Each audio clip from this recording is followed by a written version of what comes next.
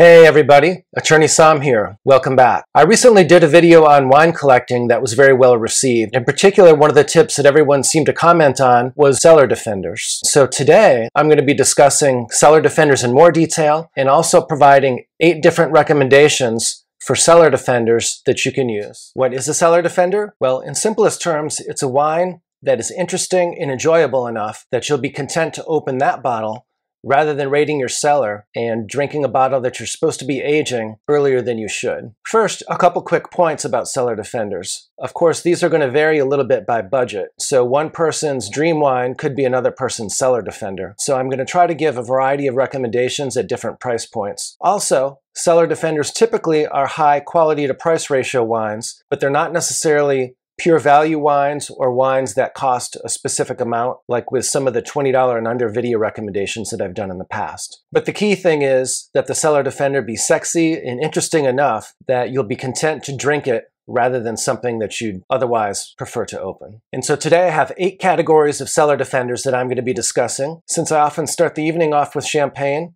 we may as well start with vintage champagne. Cellar defender for vintage champagne is non-vintage champagne. Vintage champagne has certainly gone way up in price over the last few years, and in particular with the outstanding 2008 vintage, a lot of producers jacked up prices 20 to 25% or more. While many people are still purchasing these vintage champagnes, it's oftentimes a good idea to have some non-vintage wines on hand so that you're not tempted to open those vintage champagnes too soon or too often. I go through a lot of non-vintage champagne and I really enjoy it. I think it's underrated, and oftentimes you can find some extremely complex non-vintage champagnes at a fairly attractive price. In many instances, these non-vintage champagnes are made up of 10 or more different wines, sometimes even more than 100 wines, and they'll all be blended together, and there could be as much as 20 to 25% of reserve wines in some of them. So these are an excellent option for those of you who are tempted to drink vintage champagne too frequently. And for those of you for whom a non-vintage champagne would be a special occasion wine, you could definitely try a Cremant,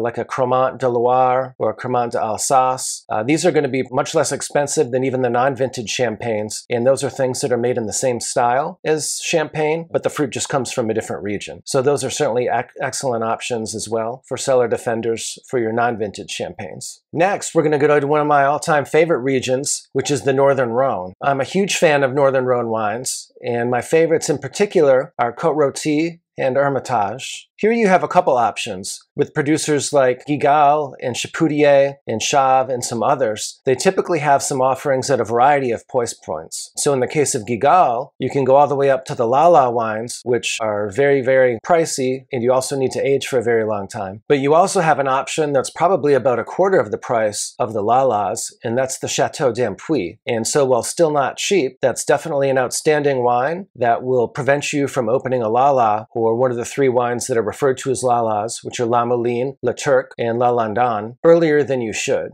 I know Chateau d'Ampuis has saved me from opening a Lala on numerous occasions, and it's also very enjoyable in its own right. So that's one I highly recommend as a cellar defender. For those of you for whom the Chateau d'Ampuis would be a special occasion wine, you could always get the Brunette Blonde from Guigal, which is going to be a fraction of the price of the Chateau d'Ampuis. And so you can just keep going down the ladder using the lower priced option as your cellar defender for the higher priced options. Not only can you just go to the producer's lower priced wines, you can also go to different regions in the Northern Rhone to find some excellent cellar defenders. For example, Saint-Joseph and Crozes Hermitage often have a number of excellent wines that are produced by outstanding producers and which are much more price friendly, and also which are ready to drink much sooner than their counterparts from either Côte Rôtie or Hermitage. And so I definitely recommend checking out Crozes Hermitage and Saint-Joseph as well. We're going to stay in France for a little bit longer, and we will go to Bordeaux. Of course, in Bordeaux you have a couple options as well. Many of the big name producers, the first and second growths, and some others will all have a second wine. So they'll have not only their first wine, but then they'll have some fruit from the younger vines that will go into their second wine. Typically, the second wine is a fraction of the cost of the first wine, but it still offers excellent value, high quality fruit, and an experienced, top-notch wine production team. So you can always count on these second wines as being a good option as well to prevent you from opening the first wine, which will cost much more. Just to give you an example, I recently priced Cotes du Rhone first wine. It was close to $300 a bottle, $280 or so. In contrast, the second wine for Cotes du Rhone was about $70 per bottle. It's definitely one that you can open earlier as well. Alternatively, rather than getting just the second wines from Bordeaux producers, you can also choose different producers such as Chateau Pipot or Chateau Carbonneau that are much less expensive. And so for these, you'd need to get some with a little bit of age on them or age them yourself. But you should be able to get these in the secondary market for a fraction of the cost of some of the classified growth producers. One more France category is white Burgundy. Certainly white Burgundy is very, very expensive, so you don't want to be too aggressive with drinking down your white Burgundy too quickly. There's not too many things that can match white Burgundy or satisfy a craving for white Burgundy. But interestingly enough, there's a couple options that you have. One of them is actually a New Zealand Chardonnay called Kumeu River. This is one that, interestingly enough, has fooled a number of people I know, including myself, in blind tastings. And so oftentimes we're at the wine club and someone will hand us a blinder. On more than one occasion, I can recall instances where a variety of people who are very, very experienced and drink white Burgundy all the time called this New Zealand Chardonnay a white Burgundy. This is certainly an excellent option to consider. And they have a full range of Chardonnay from an entry-level appellation wine all the way up to a number of single vineyard options. And they're all quite good. So that's definitely an excellent cellar defender for white Burgundy. If you enjoy Nebbiolo, then I highly recommend Langhe Nebbiolo. Langhe Nebbiolo offers a lot of the same benefits that you'll find with Barolo and Barbaresco. However, it's much more approachable and you can drink it earlier on. It's certainly at a price point that's more friendly as well. Sticking in that same region just briefly, Barbera d'Alba is another option to consider. When I was in Piedmont last year, I was very, very impressed with the quality of the Barbera d'Alba, and a number of the top producers have been really investing a lot of resources in upgrading their Barbera. For example, even Conterno has a really excellent Barbera d'Alba, as do some of the other top producers. One more in Italy, and that is, if you're a Brunello collector, you can definitely go with Rosso di Montalcino in place of Brunello di Montalcino. As is the case with Langhe Nebbiolo for Barolo and Barbaresco, Rosso di Montalcino is going to be at a much more friendly price point, and it's going to be ready to drink much earlier. But the top producers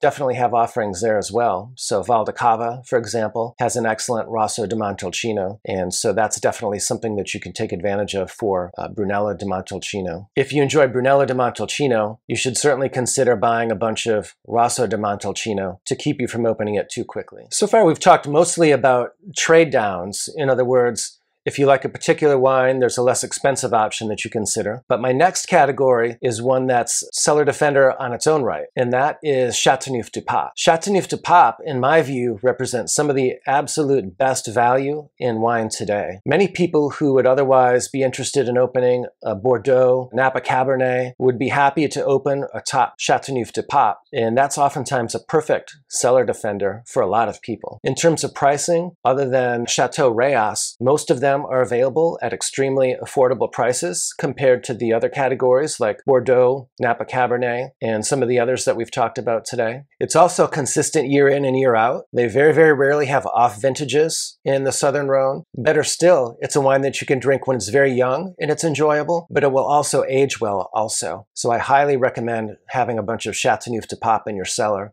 as a cellar defender. And for those of you for whom Chateauneuf du Pape would be the wine that you collect in your high-end wine, you can always go with a Cotes du Rhone. Certainly there's a number of excellent Cotes du Rhones as well, like the Guigal Chateau du Rhone is one that I frequently recommend, and that's available for $13 or $14. So that could keep you from opening up your Chateauneuf du Pape and still give you an excellent wine that you can enjoy pretty much every day. Another one that's like Chateauneuf du Pape is Rioja. Rioja spends a lot more time aging at the winery, and so when it's released, it's designed to be consumed, and it's perfectly acceptable to consume it right after you purchase it. And so that's an excellent option because you can either age it or drink it immediately, just as the case with Chateauneuf du Pape. And there's also a number of excellent producers that sell some top offerings at reasonable price points. One of my favorites is La Rioja Alta, and the 2010 vintage, for example, was an excellent, excellent vintage in the Rioja region. So I highly recommend picking up some of that. It will definitely be a wine that you can enjoy